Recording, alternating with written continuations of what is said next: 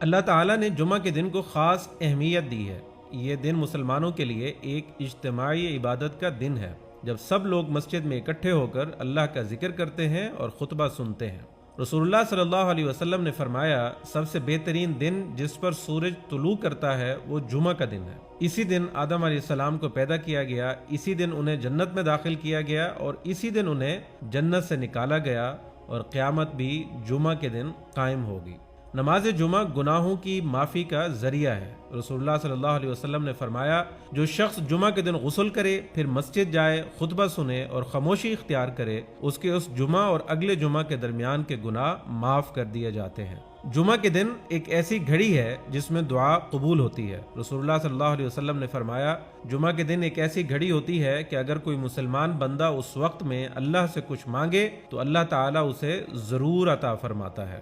نماز جمعہ کا خطبہ دین کی تعلیم حاصل کرنے اور روحانی ترقی کے لیے ایک اہم موقع ہے۔